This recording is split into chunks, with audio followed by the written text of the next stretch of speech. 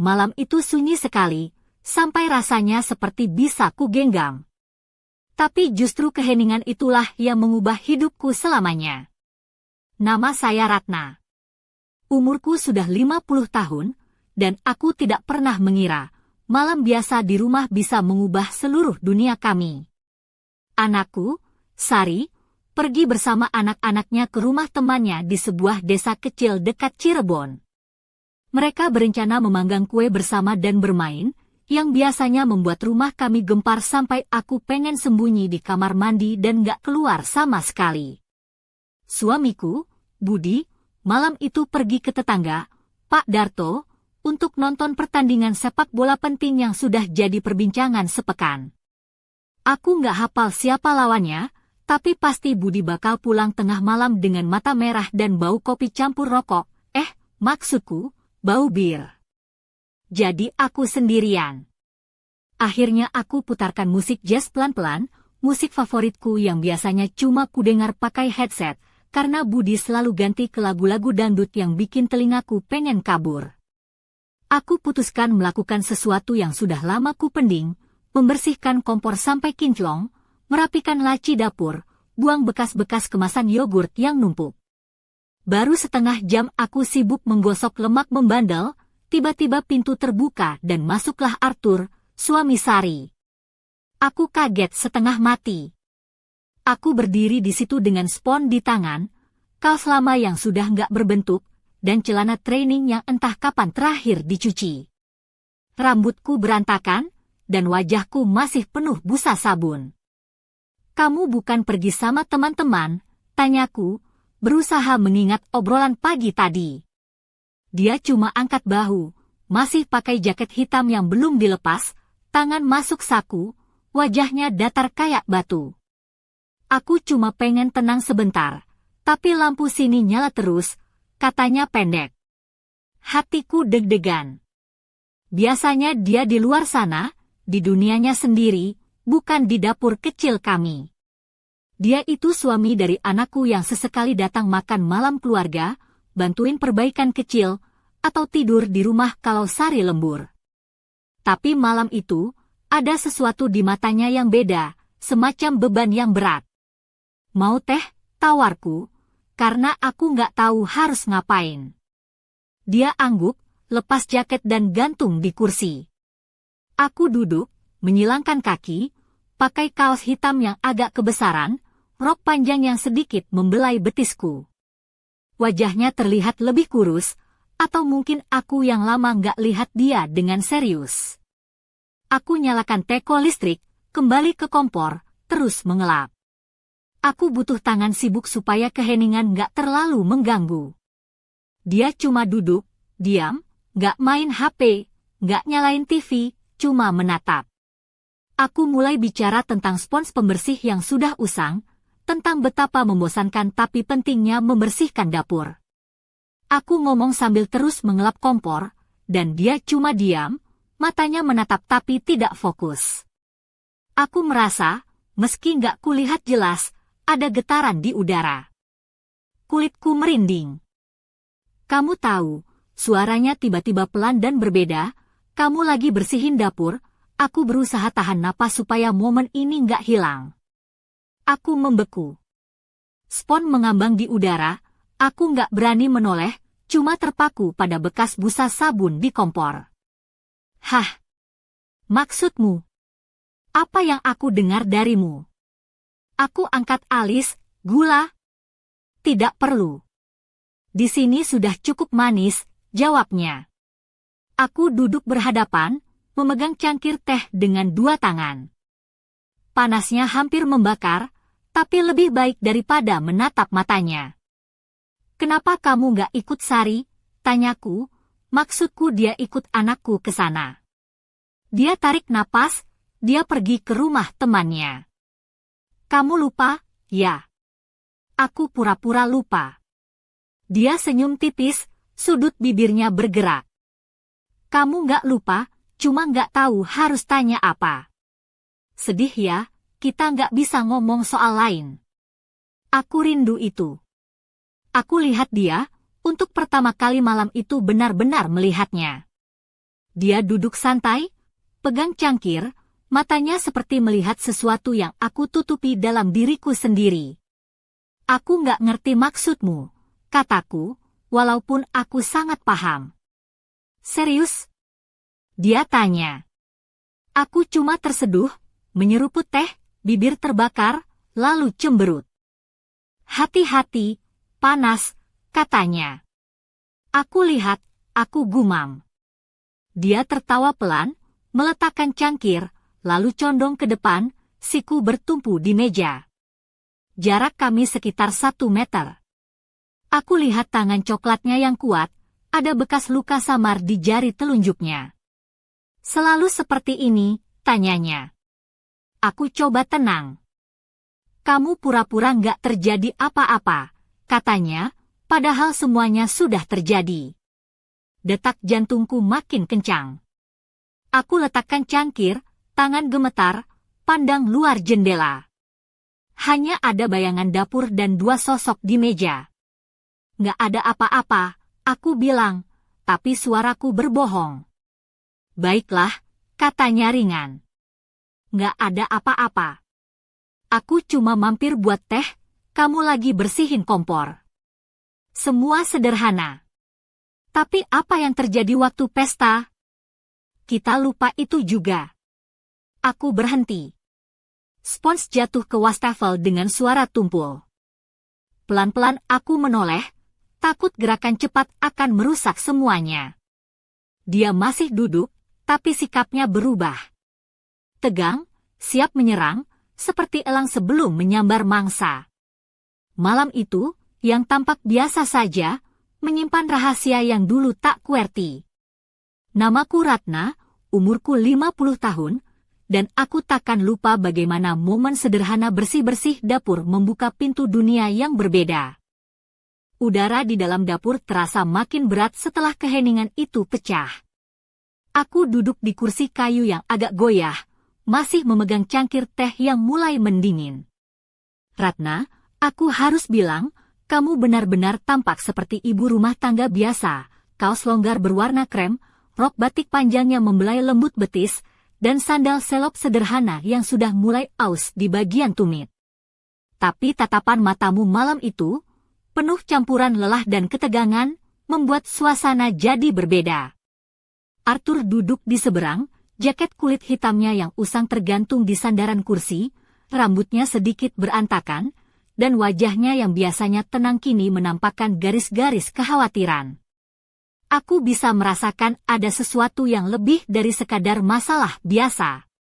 Ratna, suaranya serak, kamu tahu kan, aku nggak pernah niat bikin masalah keluarga kita. Aku mengangguk pelan, berusaha menahan gemetar di tangan. Masalahnya sudah datang, dan aku nggak tahu harus mulai dari mana. Orang-orang itu, mereka bukan orang biasa. Aku mengerutkan dahi, maksudmu siapa? Kenapa kamu nggak bilang dari dulu? Dia menarik nafas panjang, seolah menelan beban yang terlalu berat. Aku takut. Takut kalau aku bilang, kamu dan Sari akan terjebak di tengah badai ini. Aku mencoba tersenyum, tapi rasanya seperti memaksa. Kalau kamu simpan sendiri, aku nggak bisa bantu. Kita keluarga, kan? Dia menatapku sejenak, lalu berkata, benar, keluarga. Makanya aku datang malam ini. Aku butuh kamu, Ratna. Aku butuh kita kuat. Aku menunduk, bayangan masa lalu dan masa depan berbaur dalam pikiranku. Di satu sisi, aku ingin melindungi keluarga, tapi di sisi lain, aku takut akan apa yang mungkin terjadi. Tapi, aku mulai, apa yang harus kita lakukan? Kalau mereka benar-benar berbahaya, kita harus hati-hati. Arthur mengangguk setuju. Kita harus merahasiakan ini. Budi juga nggak boleh tahu, apalagi Sari dan anak-anak. Aku tertawa getir, wah, ini kayak nonton sinetron ya, diam-diam menyembunyikan rahasia besar. Kalau nanti ada adegan jatuh cinta di dapur, jangan lupa undang aku, ya? Dia tersenyum tipis, tapi matanya serius sekali. Ini bukan sinetron, Ratna. Ini hidup kita. Aku menghela napas, mencoba menenangkan diri. Oke, kita mulai dari mana? Arthur menatap keluar jendela, lalu balik ke arahku. Kita harus kumpulkan informasi dulu, cari tahu siapa mereka, apa yang mereka inginkan. Dan yang paling penting, jangan kasih tahu siapa-siapa. Aku mengangguk, merasa beban di pundakku makin berat, tapi juga ada semangat yang baru muncul. Kamu tahu, aku nggak pernah kira membersihkan kompor bisa jadi awal dari petualangan kayak gini. Mungkin setelah ini aku harus mulai latihan bela diri, atau minimal belajar masak yang lebih rapi, biar bisa siap hadapi apapun. Arthur tertawa pelan, setidaknya kamu sudah punya senjata ampuh, ketenangan dan keberanian. Aku tersenyum, tapi di dalam hati aku tahu, malam itu bukan hanya tentang kompor dan teh. Ini tentang rahasia yang tersimpan dalam keheningan, dan tentang perjalanan yang baru saja dimulai. Tiba-tiba, suara notifikasi dari ponselku memecah suasana. Pesan masuk dari nomor tak dikenal, Ratna, kamu tahu terlalu banyak. Hati-hati. Aku menatap layar dengan jantung berdegup kencang. Siapa yang mengirim pesan ini? Dan apa maksudnya? Malam itu, aku sadar, tanyaanku belum berhenti. Apa yang sebenarnya terjadi? Dan seberapa jauh aku siap melangkah untuk melindungi yang kucintai? Pesan itu membuat udara di dapur terasa makin dingin. Aku menatap layar ponsel dengan tangan gemetar, seolah setiap huruf di sana membawa bayangan ancaman yang nyata. Ratna, kamu tahu terlalu banyak. Hati-hati. Kalimat itu seperti bisikan misteri yang menggantung di ruangan itu, menambah ketegangan di antara aku dan Arthur. Aku mencoba menyembunyikan rasa takutku di balik senyum yang dipaksakan, tapi Arthur sudah melihat. Ini bukan main-main, Ratna. Mereka sudah mulai bergerak, katanya pelan, matanya tajam menatapku seolah ingin memastikan aku mengerti betul bahaya yang kami hadapi. Aku berdiri, berjalan ke jendela dapur yang menghadap ke gang kecil di belakang rumah. Lampu jalan remang-remang, bayangan pepohonan bergoyang pelan ditiup angin malam. Di situ aku berpikir, betapa rapuhnya perasaan aman yang selama ini kuanggap sudah pasti. Arthur, kamu yakin kita bisa keluar dari ini tanpa terluka? Aku sudah 50 tahun, bukan pahlawan, kataku dengan nada bercanda, mencoba meringankan suasana meski jantungku berdegup kencang. Dia tersenyum tipis. Kalau kamu pahlawan, aku cuma pengawal yang kadang ceroboh, jawabnya sambil mengangkat bahu. Tapi ini bukan soal usia, Ratna. Ini soal siapa yang punya nyali. Aku menarik napas dalam-dalam, mencoba menenangkan diri. Aku tahu aku harus kuat, untuk anakku, untuk cucuku, dan untuk suamiku yang mungkin tak tahu apa yang sedang terjadi dalam keluarganya sendiri. Baiklah, apa langkah pertama kita? Tanyaku serius. Arthur melangkah ke meja dan membuka tas kecil yang dibawanya. Dari situ dia mengeluarkan sebuah peta kecil, beberapa foto buram, dan sebuah flash disk. Ini semua yang aku kumpulkan selama ini. Ada nama-nama, tempat-tempat, orang-orang yang terlibat. Kita harus teliti dan berhati-hati. Aku duduk kembali, membuka foto-foto itu. Ada gambar-gambar orang dengan wajah serius dan suasana yang kelam, seperti potret rahasia dalam dunia yang tak aku kenal. Mata Arthur mengikuti reaksiku dengan penuh perhatian.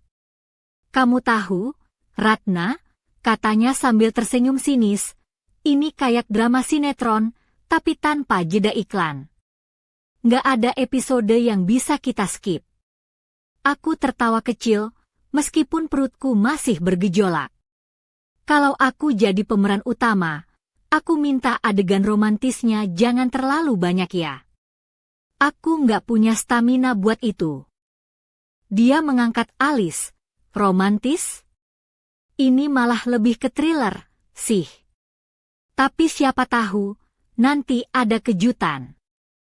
Kami berdua tertawa, tapi tawa itu segera padam oleh suara ketukan pelan di pintu depan. Aku menoleh, napas tertahan. Siapa itu? Tanyaku, menatap Arthur. Dia menggeleng, wajahnya berubah serius. Aku nggak tahu. Kita harus lihat, tapi hati-hati. Aku berjalan pelan ke pintu, membuka sedikit dan mengintip. Di luar berdiri seorang pria bertubuh tinggi, mengenakan jaket hitam dan topi yang menutupi sebagian wajahnya. Dia mengangkat tangan, memperlihatkan sebuah amplop coklat. Aku meraih amplop itu dengan tangan bergetar. Ini untukmu, Ratna, katanya dengan suara rendah, lalu cepat-cepat pergi. Aku menutup pintu dan kembali ke dapur, membuka amplop itu perlahan. Di dalamnya ada sebuah kertas kecil bertuliskan, "Jika ingin hidupmu tetap utuh, jangan campuri urusan ini." Aku menatap Arthur, mereka mulai memberi peringatan. Dia mengangguk pelan, ini baru permulaan. Kita harus siap. Malam itu, aku merasa seperti berada di tengah badai yang tak terlihat, di mana setiap langkah bisa jadi jebakan. Dan di balik semua itu, aku tahu satu hal pasti, aku harus bertahan, apapun yang terjadi. Tapi aku juga mulai bertanya-tanya, siapa sebenarnya pria misterius itu? Dan berapa jauh bahaya yang sudah mendekat? Sore itu, aku memilih duduk di teras rumah, mengenakan blus tipis warna merah marun yang sedikit memperlihatkan lekuk leherku, dipadukan dengan celana kulot hitam yang jatuh anggun di kakiku. Sepatu selop kulit coklat yang sudah agak usang menemaniku, sementara gelang perak di pergelangan tangan bergemerincing lembut setiap kali aku menggerakkan tangan. Aku mencoba menghirup udara segar, meskipun hati masih penuh dengan kegelisahan. Arthur duduk di sebelahku, mengenakan kemeja denim biru tua yang dilipat hingga siku, celana jeans hitam, dan sepatu boots coklat yang terlihat kokoh. Wajahnya yang biasanya tegang kini lebih tenang, tapi matanya masih menyimpan kerisauan yang dalam. Kita harus cari tahu siapa pria tadi, kataku pelan, dan apa maksud sebenarnya dari pesan itu. Dia mengangguk, aku sudah coba cari info, tapi jejaknya sangat rapat. Orang ini pintar, tahu kapan harus muncul dan menghilang. Aku menggeleng, kalau dia tahu di mana kita tinggal, berarti sudah terlalu dekat. Arthur menghela napas, iya. Kita harus lebih waspada. Aku menatap ke kejauhan, bayangan pohon rindang di pinggir jalan kampung itu bergerak tersapu angin sore. Suara burung berkicau pelan menambah kesunyian yang aneh, seperti dunia sedang menahan napas. Ratna, aku harus bilang sesuatu, ucap Arthur tiba-tiba, menatap mataku dengan serius. Aku menunduk, apa itu? Dia meraih tanganku, jari-jarinya hangat menyentuh kulitku, membuat detak jantungku sedikit melambat. Aku nggak mau kamu terluka. Tapi kalau ini sudah masuk ke hidup kita, aku nggak bisa sembunyi lagi. Aku tersenyum getir, Arthur, kamu ini kayak aktor sinetron yang selalu muncul di saat paling dramatis. Harusnya aku dapat penghargaan karena sabar jadi penonton setiamu. Dia tertawa kecil, tapi segera serius lagi, aku serius, Ratna. Aku butuh kamu di sisiku, bukan cuma sebagai ibu mertua, tapi sebagai teman, sebagai partner. Aku menatap wajahnya yang mulai menampakkan lelah. Kamu tahu, aku nggak pernah membayangkan malam membersihkan kompor bisa jadi awal dari cerita kayak gini. Dia mengangguk, kadang hidup suka main trik, ya. Tapi aku yakin kita bisa lewati ini. Tiba-tiba terdengar suara motor dari kejauhan, lalu berhenti di depan rumah. Aku dan Arthur saling berpandangan, napas kami serasa tertahan. Seorang pria paruh baya turun dari motor, mengenakan jaket hitam dan helm yang dia lepas perlahan. Wajahnya familiar tapi sulit kuingat namanya. Dia melangkah ke arah kami dengan senyum tipis. Assalamualaikum, Ratna, Arthur, sapanya ramah tapi ada sesuatu yang membuat bulu kuduku berdiri. Waalaikumsalam, jawabku waspada. Pria itu mengeluarkan selembar kertas, ini aku dapat dari seseorang. Katanya kamu berdua perlu tahu tentang orang yang mengejar kalian. Aku meraih kertas itu dengan tangan sedikit gemetar, membaca tulisan tangan yang rapi tapi penuh rahasia, jangan percaya orang terdekat. Kadang bahaya datang dari arah yang tak terduga. Arthur menatap kertas itu, lalu pria tadi mengangguk dan berlalu pergi meninggalkan kami dengan lebih banyak pertanyaan daripada jawaban. Aku menarik napas dalam-dalam, ini makin rumit. Arthur menggenggam tanganku lebih erat, kita harus tetap bersama, Ratna. Apapun yang terjadi. Sore itu, di teras rumah sederhana di pinggir kota Cirebon, aku merasa dunia kami mulai berubah. Bayangan gelap mengintip di balik senja, dan aku tahu, cerita ini baru saja memasuki babak yang lebih menegangkan. Tapi siapa sebenarnya yang mengirim pesan rahasia itu? Dan kenapa kami harus waspada bahkan terhadap orang-orang yang selama ini dekat dengan kami? Jawaban itu masih tersembunyi, menunggu untuk diungkap di bab selanjutnya. Malam itu, aku berdiri di depan cermin kamar tidur kami, mengenakan daster sutra berwarna marun tua yang membelai lekuk tubuhku dengan lembut. Rambut hitamku yang panjang kusempatkan tergerai bebas, sementara kalung mutiara kecil melingkar di leherku menambah sentuhan elegan meski suasana hatiku sedang gelisah. Sepasang anting perak menggantung ringan di telingaku, berkilau samar diterpa lampu kamar yang redup. Aku menatap bayanganku sendiri, mencari kekuatan dalam sosok yang tampak tenang itu. Tapi di dalam, hatiku bergejolak seperti ombak di tengah badai. Arthur duduk di kursi dekat jendela, mengenakan kemeja putih lengan panjang yang digulung sampai siku dan celana hitam rapi. Matanya menatap keluar, tapi aku tahu pikirannya jauh melayang ke jurang masalah yang semakin dalam. Tahu nggak, Ratna, suaranya tiba-tiba memecah hening, aku pernah berpikir, mungkin aku bisa lari dari semua ini. Aku menoleh, senyum kecil terukir di bibirku, kalau kamu lari, siapa yang mau jadi tukang cuci piring di rumah ini? Dia tertawa pelan, tapi kemudian wajahnya berubah serius. Nggak lucu, Ratna. Aku serius. Tapi sekarang aku sadar, lari nggak akan menyelesaikan apa-apa. Aku melangkah mendekat, duduk di sebelahnya, dan menggenggam tangannya. Kita harus hadapi bersama, walau sulit. Dia mengangguk, kamu tahu, aku nggak pernah bilang ini gampang. Tapi aku nggak mau kehilangan kamu. Aku tersenyum tipis, merasakan kehangatan yang aneh di dada. Kalau kamu kehilangan aku, berarti kamu harus siap jadi jomblo seumur hidup. Arthur menggenggam tanganku lebih erat, kalau begitu, aku siap. Tiba-tiba, suara dering telepon memecah keheningan. Aku meraih ponsel dan melihat nama, Sari, terpampang di layar. Hatiku berdebar, apa kabar anakku? Aku mengangkat dengan cepat. Ma, aku kangen, suara ceria Sari terdengar dari ujung sana. Aku tersenyum lega, aku juga kangen, Nak. Bagaimana di sana? Dia bercerita tentang anak-anak yang ribut dan kue yang mereka buat bersama teman-temannya.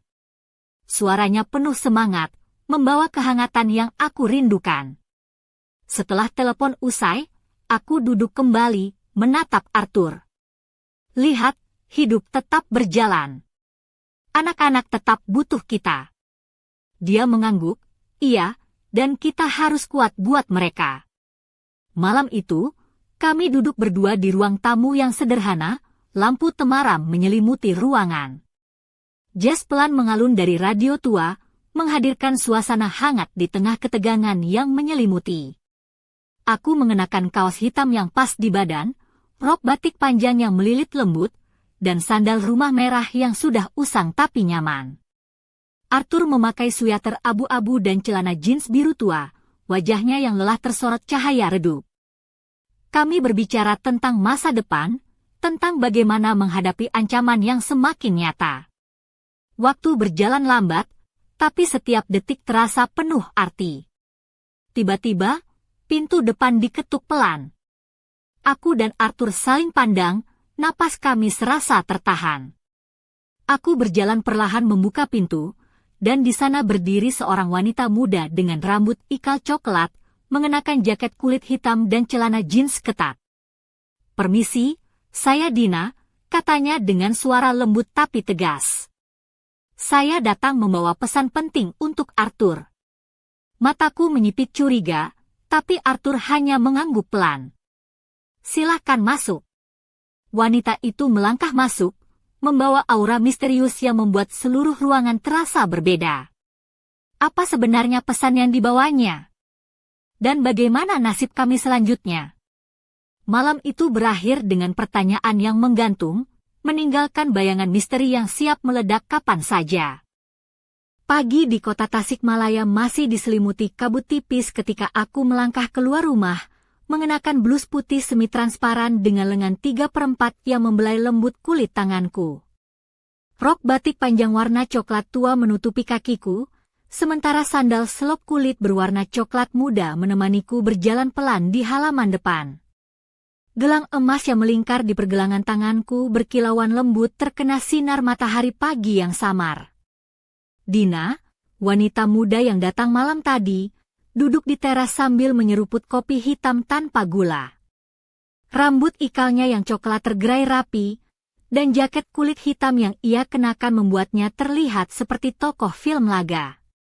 Matanya tajam dan penuh tekad ketika menatapku. "Ratna, kita nggak punya banyak waktu," katanya pelan tapi tegas. Orang-orang yang mengancam Arthur bukan sembarangan. Mereka punya jaringan luas, dan aku di sini untuk membantu kalian. Aku mengerutkan dahi. "Kamu siapa sebenarnya? Kenapa kamu peduli?" Dina tersenyum tipis. "Aku bagian dari kelompok yang selama ini mengawasi mereka. Kami tahu betapa berbahayanya situasi ini." Arthur datang menghampiri kami, mengenakan jaket bomber hijau tua dan celana hitam. Wajahnya masih terlihat lelah tapi ada sedikit harapan di matanya. "Kita harus segera bergerak.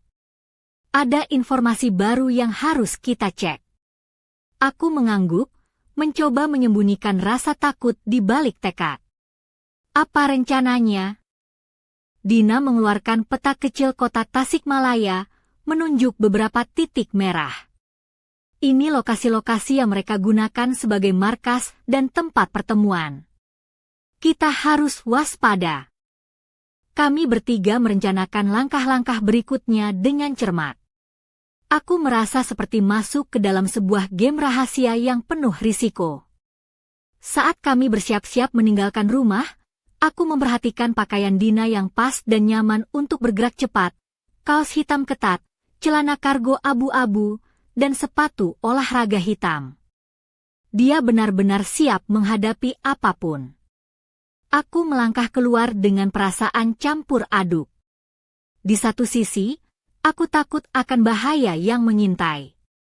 Di sisi lain, aku merasa hidupku mulai punya arti baru, sebuah petualangan yang tak pernah kubayangkan.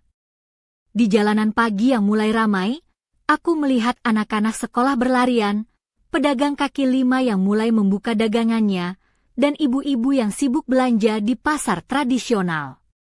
Kehidupan berjalan biasa, tapi aku tahu di balik itu semua, gelombang gelap sedang mendekat. Arthur menepuk bahuku. "Siap?" Aku mengangguk. "Siap." Kami melangkah bersama ke mobil tua berwarna merah marun yang sudah agak pudar catnya. Dina duduk di depan, aku dan Arthur di belakang, membentuk tim kecil yang harus menghadapi badai besar. Namun, di antara rencana dan keberanian, aku tetap bertanya-tanya, siapa sebenarnya musuh kami? Dan seberapa dalam kegelapan yang harus kami hadapi? Jawaban itu masih tersembunyi, menunggu saat yang tepat untuk terungkap. Tapi satu hal yang pasti, hidupku tak akan pernah sama lagi. Malam itu di Bandung terasa lebih dingin dari biasanya. Aku berdiri di depan cermin kamar, mengenakan blus satin berwarna hitam yang membelai lembut lekuk tubuhku, dipadukan dengan rok pensil berwarna merah marun yang membungkus pinggulku dengan sempurna. Sepatu hak tinggi berwarna hitam menambah kesan anggun sekaligus menggoda tanpa berlebihan. Gelang emas tipis yang melingkar di pergelangan tangan berkilauan lembut saat aku menggerakkan tangan. Aku menarik napas panjang, mencoba menenangkan jantung yang berdetak cepat. Aura misteri dan bahaya semakin menyelimuti hidupku sejak kehadiran Dina dan rencana-rencana rahasia yang kami susun. Arthur duduk di sudut kamar, mengenakan kemeja hitam dan celana jeans gelap, matanya menatap kosong ke arah jendela yang menampilkan gemerlap lampu kota. Tahu nggak, Ratna, suaranya tiba-tiba memecah kesunyian, aku merasa seperti tokoh dalam film thriller. Aku tersenyum sinis, kalau kamu jadi aktor utama, aku minta adegan romantisnya jangan terlalu banyak ya. Aku nggak yakin stamina aku cukup. Dia tertawa pelan, aku juga nggak mau jadi bintang drama cinta. Aku pengen kita bisa keluar dari ini dengan selamat. Tiba-tiba, suara dering telepon memecah suasana. Aku cepat-cepat meraih ponsel, menatap layar yang menampilkan nomor tak dikenal. Dengan sedikit ragu, aku mengangkatnya. Ratna, suara berat dan penuh rahasia terdengar di ujung sana. Ada yang harus kamu tahu. Jangan percaya pada siapapun di sekitar kalian. Aku menelan ludah, siapa ini? Apa maksudmu? Tunggu petunjuk selanjutnya. Jangan bergerak sebelum waktunya. Telepon terputus begitu saja, meninggalkan keheningan yang mencekam. Aku dan Arthur saling berpandangan, napas kami berdua seolah tertahan. Dunia kami semakin penuh dengan bayang-bayang yang tak terlihat tapi sangat nyata. Aku duduk kembali di tepi tempat tidur, memikirkan semua yang terjadi. Pakaian yang kupakai malam itu terasa seperti baju perang, siap menghadapi segala kemungkinan. Tangan yang gemetar ku genggam erat, mencoba mencari kekuatan dalam ketidakpastian. Ratna, suara Arthur lembut, kita harus tetap waspada. Mereka bisa saja sudah sangat dekat. Aku mengangguk pelan, aku tahu. Tapi aku nggak mau menyerah. Dia tersenyum tipis, itu yang membuat aku yakin kita bisa melalui ini bersama. Malam itu, dengan jazz pelan mengalun dari radio tua di sudut kamar, kami duduk berdua, saling menguatkan di tengah badai yang semakin mendekat. Namun, di balik kehangatan itu, ada satu pertanyaan yang terus menghantui. Siapa sebenarnya yang mengawasi kami? Dan apa tujuan sebenarnya dari ancaman yang semakin nyata itu? Jawaban dari misteri itu masih tersembunyi, menunggu untuk terungkap di balik tirai malam yang gelap dan penuh rahasia. Pagi yang cerah di kota Malang membawa angin sepoi-sepoi yang menyelinap melalui jendela kamarku. Aku berdiri di depan cermin, mengenakan kebaya modern berwarna pastel lembut yang membalut tubuhku dengan anggun, dipadukan dengan kain batik tulis khas daerah yang melilit pinggangku. Sepatu selop berwarna krem melengkapi penampilanku yang sederhana namun tetap memancarkan keanggunan. Gelang emas kecil yang melingkar di pergelangan tangan berkilauan lembut saat aku menggerakkan tangan. Aku menghela napas panjang, mencoba menenangkan pikiranku yang masih dipenuhi oleh bayang-bayang ancaman yang terus menghantui. Arthur duduk di meja makan, mengenakan kemeja lengan panjang warna biru muda dan celana chino krem, wajahnya serius namun penuh tekad. Kita harus segera bertindak, Ratna, katanya sambil memandangku. Informasi yang kita dapatkan semakin mendesak. Aku mengangguk, aku tahu. Tapi aku masih belum yakin siapa yang bisa kita percaya. Dia menatapku dengan tatapan lembut, kita hanya bisa percaya pada diri kita sendiri dan orang-orang yang benar-benar kita kenal. Aku tersenyum kecil. Kamu benar. Tapi kadang aku merasa seperti sedang berjalan di atas tali yang sangat tipis. Arthur berdiri dan meraih tanganku. Aku janji akan selalu menjaga kamu. Aku membalas genggamannya dengan erat, merasa ada kekuatan yang mengalir di antara kami berdua. Tiba-tiba, suara ketukan pintu terdengar. Aku dan Arthur saling berpandangan, kemudian aku berjalan menuju pintu. Saat kubuka, seorang pria paruh baya dengan jas hitam rapi berdiri di depan. Wajahnya serius, namun ada kehangatan yang terpancar dari matanya. "Selamat pagi, Bu Ratna." "Saya Pak Hasan, dari kepolisian setempat," katanya sambil membungkuk ringan. "Kami ingin membantu mengamankan situasi Anda dan keluarga." Hatiku berdebar kencang. "Terima kasih, Pak Hasan. Ini sangat kami butuhkan." Dia mengangguk. "Kami akan melakukan yang terbaik. Tapi kami juga butuh kerjasama dari Anda." Aku menatap Arthur, yang mengangguk mendukung. "Kami siap, Pak." Hari itu, suasana di rumah kami berubah. Ada kehadiran yang memberi rasa aman sekaligus mengingatkan akan bahaya yang mengintai. Aku mengenakan pakaian yang nyaman untuk aktivitas sehari-hari, blus katun putih dan celana panjang batik warna coklat muda, tetap menjaga penampilan sederhana namun rapi. Sore hari, aku duduk di ruang tamu sambil menatap cangkir teh hangat yang kugenggam. Jazz lembut masih mengalun dari radio tua, mengisi ruang dengan nada-nada yang menenangkan. Namun di dalam hatiku, badai masih bergejolak. Aku tahu perjuangan belum selesai. Siapa dalang di balik semua ancaman ini? Dan apakah kami benar-benar bisa keluar dari labirin misteri ini dengan selamat? Pertanyaan-pertanyaan itu menggantung di udara, menunggu jawaban yang mungkin akan datang di waktu yang tak terduga. Tapi satu hal yang pasti, aku tidak akan mundur, tidak akan menyerah. Karena aku Ratna, dan ini adalah kisah hidupku yang baru saja dimulai. Senja mulai turun di kota Yogyakarta ketika aku melangkah keluar dari rumah, mengenakan kebaya encim berwarna ungu lembut yang membalut tubuhku dengan anggun, dipadu dengan kain jarik batik klasik yang melilit pinggang dan jatuh menawan di kakiku. Sepatu hak rendah berwarna coklat tua menambah kesan elegan sekaligus nyaman untuk berjalan-jalan santai. Gelang perak tipis berkilauan di pergelangan tanganku, menambah sentuhan feminim yang halus. Udara sore yang sejuk membawa aroma kembang melati yang samar-samar menyusup ke setiap sudut jalan. Aku berjalan menyusuri trotoar batu, pikiranku penuh dengan beban dan harapan yang bercampur aduk. Arthur menyusul di belakangku, mengenakan batik lengan panjang warna coklat muda dan celana panjang hitam. Wajahnya terlihat lelah, tetapi matanya masih memancarkan tekad yang kuat. "Kita sudah sampai pada titik di mana semuanya harus jelas, Ratna," katanya sambil menggenggam tanganku dengan erat. Aku menatapnya. Aku tahu.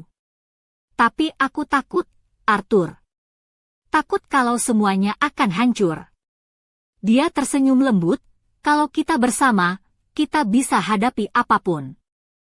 Kami melangkah ke sebuah kafe kecil yang sering kami kunjungi dulu, tempat yang penuh kenangan manis dan tawa.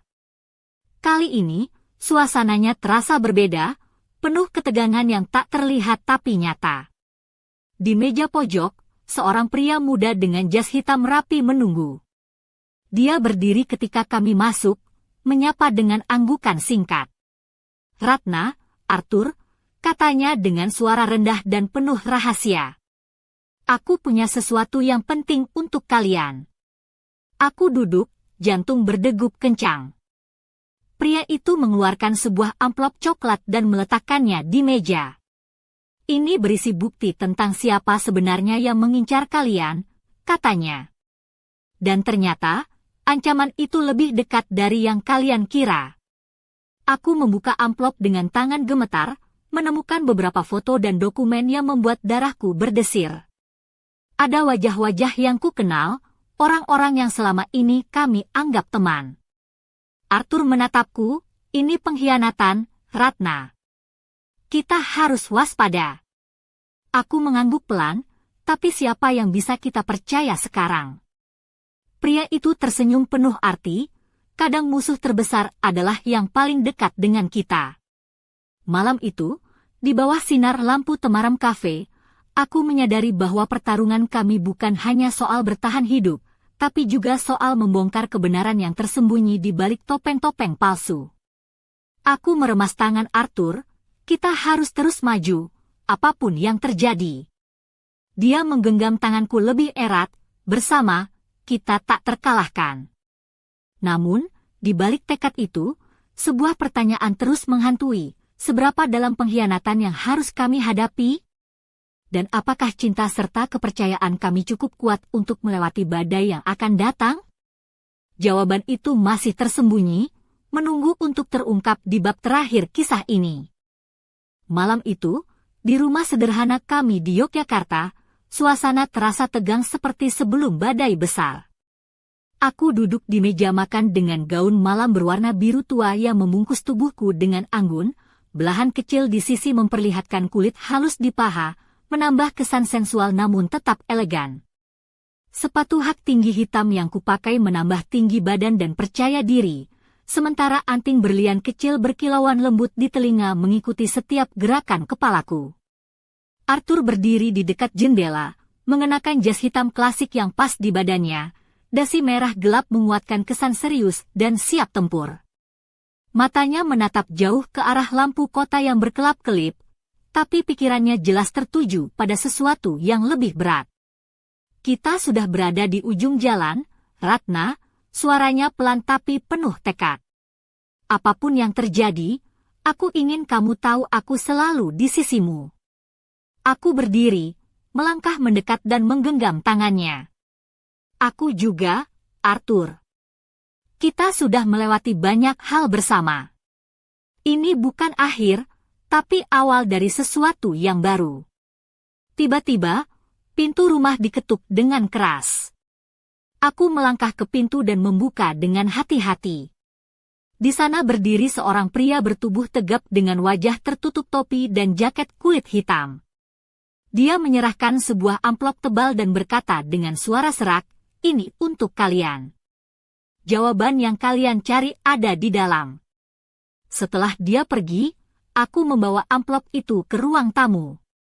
Dengan tangan bergetar, aku membuka dan menemukan tumpukan dokumen, foto, dan catatan yang mengungkap jaringan rahasia yang selama ini mengintai hidup kami. Ada nama-nama besar, orang-orang yang kupercaya, bahkan tanda tangan yang mengejutkan. Arthur dan aku duduk berdampingan, membaca setiap halaman dengan seksama. Kegelapan yang selama ini terasa samar kini berubah menjadi bayangan yang nyata dan menakutkan. Kita harus bertindak cepat, kata Arthur tegas. Ini bukan hanya tentang kita, tapi tentang keselamatan keluarga dan masa depan. Aku mengangguk, kita tidak bisa melangkah mundur sekarang. Kita harus melawan, apapun risikonya. Malam itu, di bawah sinar remang lampu ruang tamu, kami berdua berjanji untuk menghadapi segala tantangan bersama. Cinta, keberanian, dan kepercayaan menjadi senjata kami dalam menghadapi kegelapan yang mengintai. Namun, di balik semua itu, sebuah misteri masih tersisa. Siapa sebenarnya dalang di balik semuanya? Dan apakah kami siap untuk menghadapi kebenaran yang akan mengubah segalanya? Cerita kami belum berakhir. Ini baru permulaan dari sebuah babak baru yang penuh intrik, bahaya, dan harapan. Dan aku, Ratna, siap melangkah ke depan, menghadapi takdir yang menanti dengan hati yang penuh keberanian.